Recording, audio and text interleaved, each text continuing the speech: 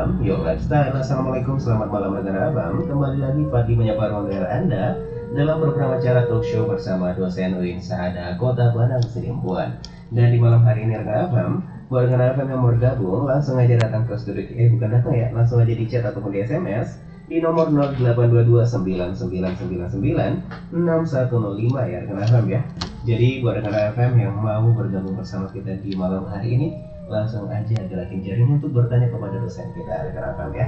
Dan di sini alhamdulillah sudah hadir narasumber kita rekan FM. Langsung aja Fadli sapa dulu untuk Ibu Nur Harisyah Hasibuan MSOS ya. Jadi assalamualaikum Ibu. Waalaikumsalam warahmatullahi wabarakatuh. Iya, gimana kabarnya Bu? Alhamdulillah sehat. Abang sendiri gimana kabarnya? Alhamdulillah sehat ya Kak ya. Fadli manggil Kakak aja deh ya. Oke deh, jadi di malam hari ini gimana nih perasaan Kakak ya untuk memberikan materi melalui radio? Kayaknya ini yang pertama tuh yang udah beberapa kali Kak. Kalau di Raw FM ini yang pertama nih Bang. Oke, jadi ini yang pertama ya untuk first time rekan FM ya. Jadi gimana perasaannya nih?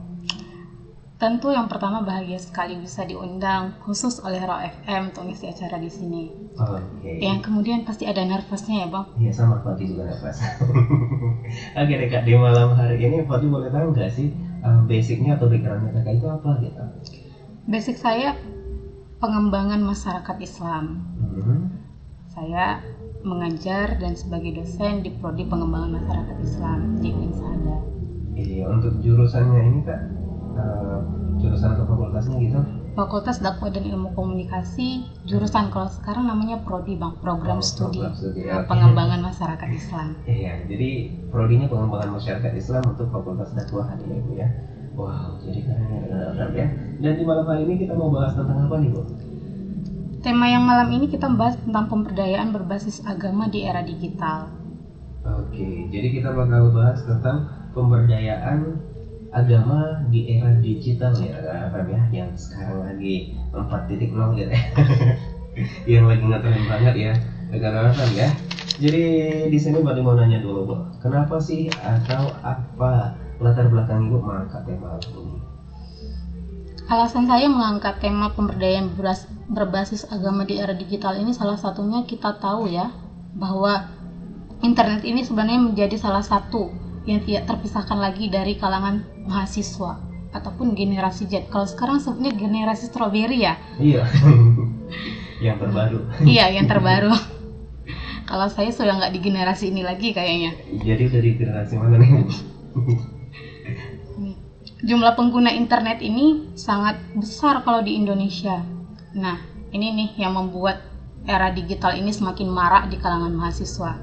Nah, pentingnya pemberdayaan agama ini menjadi salah satu poin bagaimana menanamkan nilai spiritual kepada mahasiswa. Karena kita tahu kasus sekarang itu digital makin marak, kasus bunuh diri makin marak lagi. Iya. Apalagi saya lihat tadi searching sebelum ke sini data-data bunuh diri di kalangan mahasiswa itu sangat meningkat. Di tahun 2011 nih Bang, 12% mahasiswa memilih bunuh diri. Itu karena apa tuh Bu?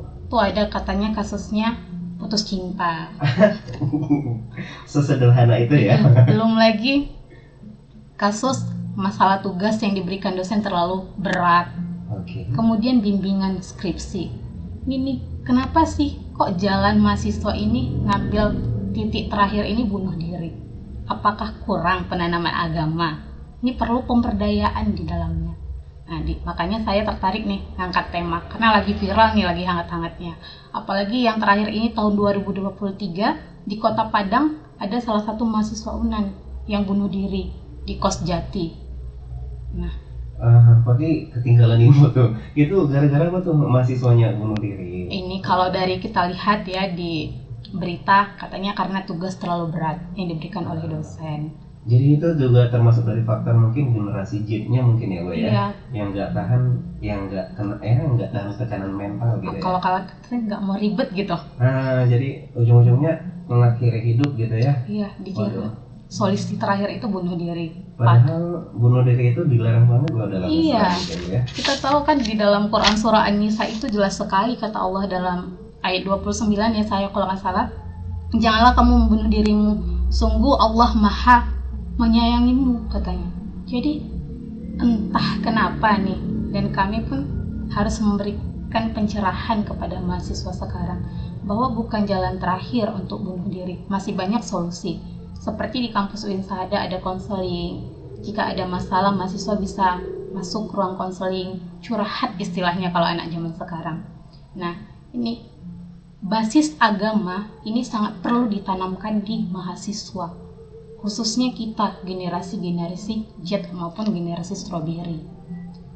Makanya saya tertarik sekali mengangkat tema untuk malam ini. Iya, jadi itu latar belakang mengapa kakak memilih untuk tema di malam hari ini, bagaimana penanaman agama di era digital yang saat ini yang lagi marak-maraknya, dan di tengah dengan kontroversinya dunia generasi Z yang punya ini ya, masalah mental gitu ya, yang katanya paling healing gitu ya. Dan si paling baper ya Bang. benar. Oke deh, jadi itu latar belakangnya ya rekan FM ya. Dan di sini Fadli mau nanya dulu ya Kak ya, kenapa perlu memberdayakan agama di era yang saat ini? Ya, kalau kita lihat kasus sekarang ya Bang, bunuh diri. Salah satu contoh itulah yang lagi hangat-hangatnya kita dengar. Kenapa perlu sekali menanamkan agama ini dalam diri mereka? Agar mereka ini terarah mau kemana. Jadi kita tahu bahwa setiap masalah yang diberikan kepada kita sebenarnya itu adalah bukti rindunya Tuhan kepada kita.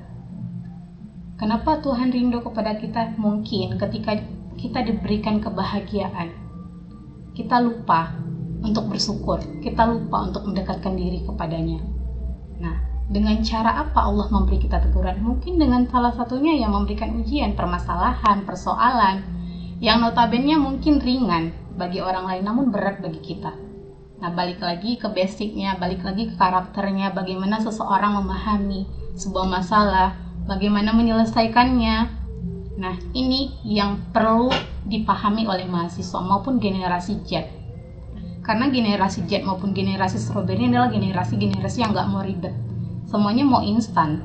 Apa-apa ada masalah maunya cepat selesai. Kan kita tahu setiap permasalahan pasti ada waktu dan jaraknya kapan terselesaikan. Nggak ada yang instan seperti mie instan gitu. Nah, inilah salah satunya perlu penanaman agama untuk meyakinkan, untuk menanamkan iman dalam hati mereka bahwa Allah itu selalu bersama mereka. Tidak ada masalah yang tidak selesai tanpa Allah Subhanahu wa Ta'ala. Iya, jadi untuk generasi-generasi yang milenial ke atas kayak apa ya, setiap masalah pasti ada solusi ya. Jadi jangan mudah memutuskan sesuatu yang tidak baik gitu ya Pak ya, baik bagi diri sendiri maupun baik untuk orang lain. Jadi itu dia kenapa ya perlu memberdayakan agama di era saat ini. Kemudian Pak mau bertanya lagi ini Bu, bagaimana sih bentuk pemberdayaan agama di era digital ya Bu? Ya, kalau kita lihat sekarang banyak sekali sih pemberdayaan yang dibuat para ustadz-ustadz kondang saat ini. Ya, salah satunya membuat sebuah pengajian. Nah, kalau kita nggak bisa buat pengajian, ya ikut pengajian. Seperti di Kota Padang Sidimpuan kan banyak sekali ya pengajian-pengajian yang sudah berjalan. Seperti majelis ta'limul tajam maupun yang lainnya. Itu menjadi salah satu wadah tempat kita menimba ilmu. Nah, dengan adanya pengikutan pengajian yang kita lakukan tidak secara langsung itu kita akan terarah bagaimana kita ditanamkan nilai-nilai agama dalam diri kita, hal-hal yang belum pernah kita bayangkan terkadang disampaikan oleh para ustadz. Kita tahu bahwa sebenarnya ini itu ya bukan zonanya kita. Terkadang masalah yang diberikan itu kan tidak selalu berada dalam zona nyaman, kadang keluar dari zona nyaman kita. Ini bagaimana kita menyikapinya ya dengan itu. Kita ikut pengajian, kita mencari ilmu. Kemudian kita berzikir, sholat. Banyak caranya. Kan Allah sudah mengatakan, air wudhu itu sebagai penenang untuk kita. Dan sholat itu sepertinya sabar untuk kita. Nah, bagaimana kita menyikapinya balik lagi kepada diri kita sendiri. Nah, ini nih salah satu bentuk-bentuknya. Oke, jadi misalnya itu adalah bentuknya misalnya membuat pengajian atau mungkin bisa juga share-share video-video tausiah di internet gitu ya Bu ya kan, di YouTube, di platform lain juga, di TikTok juga bisa gitu ya Bu ya kan. Tapi di sini Pak mau nanya nih Bu, bagaimana sih meningkatkan minat daripada si generasi-generasi ini agar lebih mendengarkan tausiah daripada konten-konten yang kurang produktif dan kurang bermanfaat ya. Apalagi generasi sekarang lebih suka ya nonton, liatin konten-konten yang kurang bermanfaat. Sedangkan termasuk pagi juga. Biasanya kalau konten tausiah agak-agak di skip gitu ya. Maaf ya gitu. Ya Allah, berdosa banget gitu ya. Tapi kalau menarik itu tetap dilanjutin juga sih Bu.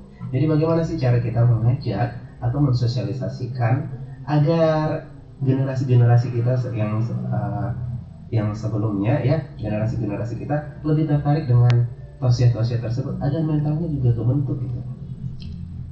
Sekarang kan sudah banyak sekali ya kita temukan di YouTube gitu, di TikTok ataupun di Instagram dan lain sebagainya, itu video-video dakwah. Tapi kalau generasi Z sekarang kan banyak yang scroll TikTok dilewat gitu ya. Iya, apalagi yang berbau dakwah Iya. ya Bu ya. Aduh, berat kali gitu. Ini dunia nih masih, ini akhirat gitu. Nah, salah satunya adalah bagaimana kita mengemas suatu dakwah itu dalam bentuk video agar generasi Z tertarik melihatnya. Oke, dalam bentuk misalnya dalam bentuk animasi atau gambar-gambar yang memang generasi Z menyukainya, seperti ya kartun-kartun yang Islami sudah banyak kan kita temukan di internet juga. Nah, ini salah satu tantangan bagi calon-calon jurnalis nantinya, bagaimana mengemas dakwah ini sedemikian rupa dan seapik mungkin di dalam sebuah video yang nantinya ketika video ini bagus dan menarik, pasti kan tangan kita stop dulu tuh, nengok sebentar gitu. Kenapa? Apalagi berbaur-baur tentang cinta. Nah, Ustadz Hanan Ataki ini kan sering nih videonya tentang perasaan, galau, dilema, andilau gitu. Kalau posisi mahasiswa ini dalam ya sepertinya lagi dilema, galau, ketika ada tausiah dari Ustadz yang lewat di TikToknya dan itu menarik, pasti akan berhenti. Nah, ini menjadi catatan para dai-daiyah pastinya, bagaimana kita berdakwah mengikuti zaman. Nah, tidak semuanya dakwah itu ujung-ujungnya kematian. Nah, yang sudah tua-tua ini yang fokusnya berdakwah, enggak. Kita juga yang muda-muda pastinya harus menyebarkan agama kita. Siapa lagi kalau enggak kita yang membawa perubahan. Nah, bedanya kita ikuti zaman, perkembangan zaman. Mad'unya maunya seperti apa saat ini. Nah, itu yang kita berikan dakwanya. Kalau mahasiswa, bagaimana dakwahnya? Oh, tentu mereka lebih identik dengan percintaan. Nah, kita masukkanlah nilai-nilainya itu. Bagaimana cinta menurut Islam, bagaimana pacaran menurut Islam, kan nggak ada, yang ada ta'aruf gitu. Nah, ini yang perlu kita benahi. Kenapa? Kalau kita ikuti lagi bagaimana materi dakwah-dakwah yang dahulu, generasi Z nggak mau itu. Generasi Z belum, pasti mikirnya gini, aduh, ini akhirat aku masih muda, perjalanan hidupku masih panjang gitu. Jadi akhirnya di skip gitu. Iya, di skip. Nah, karena memang agak nakal nih ya generasi Z ini ya. Oke, itu dia dengar FM ya, bagaimana bentuk pemberdayaan agama di era digital ya. Jadi semoga untuk dai-dai ya, kita makin kreatif lagi untuk mengajak generasi-generasi, terutama generasi Z dan milenial, agar semakin dekat lagi ya dengan Allah Subhanahu Wa Taala tentunya ya. Jadi di sini kita break dulu sejenak, jangan kemana-mana, stay tune terus di Monoviral Abang, Your Lifestyle. 105 Abang, Your Lifestyle. Ya, kenapa kembali lagi Fadli dan narasumber kita menyiapkan ruang dengar Anda dengan Abang. Dan di sini kembali lagi Fadli mau nanya dulu kepada Ibu ya, sebenarnya apa sih tujuan pemberdayaan agama ini dalam era digital yang saat ini lagi marak-maraknya, Bu? Tujuan pemberdayaan berbasis agama ini sebenarnya untuk menyelamatkan manusia dari yang tidak berdaya menjadi berdaya. Maksudnya di sini yang berdaya seperti apa dan tidak berdaya seperti apa ya? Iya. Nah, kita lihat bagaimana seseorang tidak mampu memperdayakan dirinya. Misalnya ada masalah dalam hidupnya, dia nggak mampu. Dia ada orang tua, tapi nggak bisa curhat kepada orang tuanya. Kemana perginya? Ke teman. Nah, teman inilah yang mampu memberikan pencerahan kepada dia agar dia berdaya, memiliki kekuatan untuk berdiri sendiri. Jadi tujuan pemberdayaan berbasis agama ini menyelamatkan manusia yang tidak berdaya baik secara individu, kelompok, dari jalan yang salah ataupun kesesatan menuju jalan yang kebahagiaan, yaitu Shiratal Mustaqim, jalan yang lurus dan jalan yang ridha Allah Subhanahu wa taala. Nah, inilah tujuan dari pemberdayaan itu. Ya, jadi itu merupakan tujuan dari pemberdayaan agama di era digital ya Bu ya, untuk menyelamatkan, terutama untuk menyelamatkan kita semua gitu ya Bu ya, agar tidak terpesona, tidak terlena dengan dunia ya, dunia yang fana yang mungkin hanya sekejap gitu ya Bu ya. Kemudian di sini dari tujuannya sudah kita tahu untuk menyelamatkan kita rekan FM ya. Bagaimana dengan manfaatnya Bu? Nah, manfaat agama itu sendiri ya tentunya untuk hidup kita ini lebih terarah. Nah, kita tahu mau kemana jalannya. Soalnya kan jalan kehidupan kita liku-liku nih. Nah, kadang nggak mungkin sahabat Raw FM aja ya. Saya juga kadang belok sana belok sini gitu. Nama juga manusia ya. Iya benar. Tempatnya salah dan dosa gitu. Iya benar. Godaannya juga kuat iya. Gitu ya. Jadi ini agama ini hadir untuk mengarahkan kita, memberi aturan. Jadi kita diajarkan mengetahui mana yang baik yang diperbolehkan Allah dan mana yang buruk yang memang dilarang oleh Allah. Nah, agama ini mengemasnya dengan sedemikian rupa. Nah, kemudian ya kita menghindarilah perilaku yang buruk yang memang dibenci oleh Allah Subhanahu wa taala. Seperti ya contohnya sekarang ya yang lagi marak-maraknya di kalangan kaum generasi Z ya pacaran. Nah, Islam kan tidak pernah mengajarkan itu. Ini perlu dijauhi. Kenapa? Karena kita tahu kalau pacaran nanti kan endingnya banyak lagi sisi negatifnya daripada positifnya. Nah, itulah salah satu beberapa manfaat dari pemberdayaan berbasis agama ini. Oke, jadi itu manfaatnya rekan-rekan ya. Jadi kita lebih terarah gitu rekan-rekan ya. Dan di sini Fadli kembali mau bertanya Bu ya. Bagaimana sih dampak dari misalnya kita tidak memasukkan agama di era digital? Ya. Setiap perilaku, setiap tindakan kita kalau tidak berbarengan dengan agama ya, ini harus digandeng nih. Nah, berbarengan dengan agama tentu ya kita pun tidak terarah. Balik lagi ke manfaatnya tadi, apa manfaat agama untuk mengarahkan kita. Nah, ini kita tidak terarah. Apalagi sekarang kan kalau kita lihat kasus-kasus yang terjadi di kalangan mahasiswa, ini banyaklah yang negatif-negatifnya. Nah, seperti balik lagi kita kayak kasus bunuh diri. Kenapa terjadi bunuh diri di kalangan mahasiswa? Karena tidak ada lekatnya agama di dalam itu. Kenapa tidak ada agama di dalam dirinya? Karena tidak tertanam dalam hatinya bahwa setiap permasalahan, setiap persoalan hidup itu ada Allah yang bersamanya. Tapi ya kita balik lagi, tidak mengaitkan agama. Kita lupa sekejap. Kita kira bahwa setiap permasalahan itu akan selesai dengan bunuh diri, dengan mengakhiri hidup. Yang kita tidak tahu kan endingnya apakah kita ini diterima nanti oleh Allah Subhanahu wa taala. Yang nyatanya kita tahu Allah sangat membenci pelaku orang-orang yang bunuh diri. Iya, jadi itu dia kan ya dampaknya ya. Jadi kita pastinya masuk neraka gitu ya. Tiket masuk neraka sudah terbuka gitu. Lebar gitu. Aduh, sedih banget tuh rekan-rekan ya. Jadi itu dia dampak yang diperoleh. Kalau dampak positifnya melibatkan agama dalam ini pasti ada juga dong Bu ya. Ya, kalau kita melibatkan agama dalam setiap kehidupan tentu ada yang positif, ada negatif ya. Iya. Ya, sisi positifnya satu, kita menjadi insan yang lebih baik lagi. Hidup kita terarah, hati tenang. Ya, kenapa? Karena nggak ada juhud, dengki, iri, hasad dalam hati kita. Semuanya kita serahkan kepada Allah. Kita ikhlas menerima ketetapan yang diberikan Allah. Seperti rezeki hari ini kita diberikan. Ya kalau kita bersyukur dengan apa yang kita terima hari ini, ya Allah akan lancarkan rezekinya. Dan kalau kita merasa rezeki yang diberikan Allah hari ini tidak cukup, maka tidak ada kepuasan di dalamnya. Nah, jadi sifat manusia ini kan dikasih lebih, mau lebih lagi. Iya. Nggak ada cukupnya. Nggak ada habisnya gitu. Iya, makanya selalu bersyukur. Balik lagi, kita tahu rezeki tidak akan tertukar. Kita tahu Allah itu paling mengerti dengan kita, karena sejatinya apa yang kamu anggap baik belum tentu baik menurut Allah. Tapi apa yang menurut kamu tidak baik, mana tahu itu yang terbaik dari Allah. Oke deh, jadi itu dia rekan-rekan ya, quotes di malam hari ini ya. Jadi Bu, di sini Fadli mau nanya sedikit Bu, ini tentang kebiasaan Fadli ya. Biasanya Fadli tidak terlalu suka lihat VT-VT yang memamerkan kekayaan, gaya hidup hedon, ya kan, yang hedonisme gitu ya, yang katanya kayak gaya hidup yang berlebih-lebihan gitu bukan.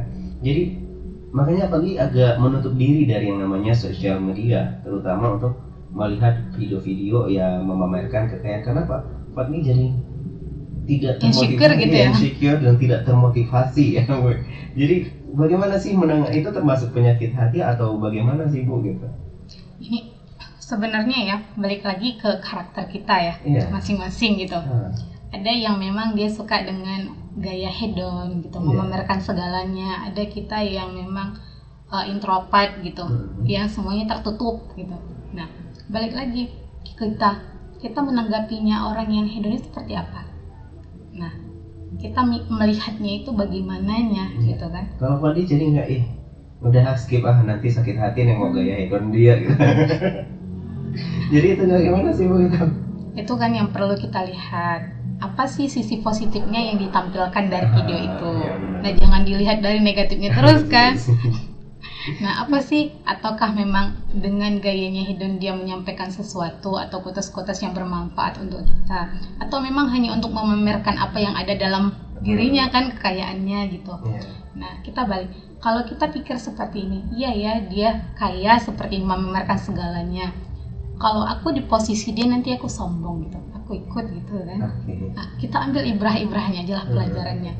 Nah, mungkin Allah menakdirkan aku rezeki yang segini dengan penghasilan segini, profesi yang seperti ini. Mungkin ini yang terbaik dari Allah. Kenapa? Kalau aku nanti lebih dari ini, mana tahu aku sombong, lupa diri, tidak tahu bersyukur. Nah, balik ke situ lagi.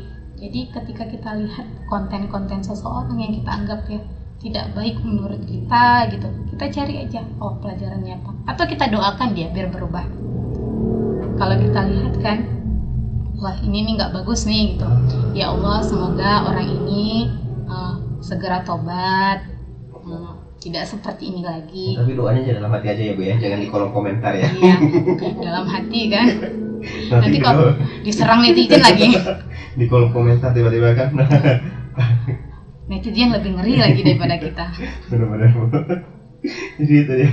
Ya, jadi itu dia rekan-rekan FM ya, jangan sekali ya mendoakannya dalam hati aja ya Bu ya. Nanti kalau di kolom komentar nanti jadi bahaya lagi, ya. gunjingan. Jadi saling balas dah, jadi bahaya juga ya Bu ya. Oke deh, jadi begitu ya caranya ya Bu ya, untuk kita yang mungkin pribadinya kurang suka atau kurang pas, kurang greget lihat video-video yang hedonisme ya. Jadi sebaiknya kita mendoakan aja gitu ya, dijadikan pelajaran, diambil positifnya, walaupun nanti hashtagnya makanya usaha katanya. Udah usaha segini-segini aja gitu. Aduh, sedih banget itu ya. Wah, jadi ini kayaknya kaum milenial juga nih rekan FM ya, mengikutin video TikTok, mengikutin VT-VT ya yang kita undang di malam hari ini. Jadi itu dia rekan FM ya, untuk rekan FM yang memperdayakan, sebaiknya kita menggabungkan ya Bu ya, memberdayakan agama di dalam setiap kehidupan kita, terutama untuk di era digital ya. Makin bagus ya rekan FM ya, makin banyak yang melihat dakwahnya, makin banyak pahalanya. Iya, jangan lebih banyak curhatnya di media sosial. Jadi itu jangan banyak curhat ya, karena bahaya juga terlalu banyak curhat di medsos ya rekan ya. Jadi itu dia untuk talkshow kita di malam hari ini rekan FM ya. Sebelum menutup talkshow kali ini, boleh disampaikan Ibu pesan dan nasihat ya untuk rekan FM yang sedang mendengarkan kita di malam hari ini Bu. Terima kasih ya Bang. Pesan saya kepada seluruh pendengar Radio FM pada malam hari ini, perbanyaklah beriman, perbanyaklah beribadah, perbanyaklah bersyukur kepada Allah. Dan jika kamu memiliki kemampuan untuk mencintai, cintailah dirimu sendiri terlebih dahulu. Karena kalau kamu mencintai dirimu dengan tulus, kamu akan bisa mencintai orang lain. Kamu tidak akan mampu mencintai orang lain dengan tulus jika kamu tidak cinta dengan dirimu sendiri. Mungkin itu saja dari saya. Balik lagi, love self. Ya, jadi itu dia rekan FM. Untuk rekan FM jangan lupa cintai diri sendiri dulu agar bisa mencintai orang lain dengan tulus ya Bu ya. Jadi nggak ada katanya ya yang mencintai orang lain lebih dari diri sendiri gitu ya. Bullshit ya Bang. Sebuah hubungan besar gitu ya. Oke deh, jadi demikian talkshow di malam hari ini rekan FM. Dan tidak lupa Fadli juga mohon maaf apabila ada kesalahan baik yang disengaja maupun yang tidak disengaja rekan FM ya. Akhir kata dari Fadli, wassalamualaikum warahmatullahi wabarakatuh.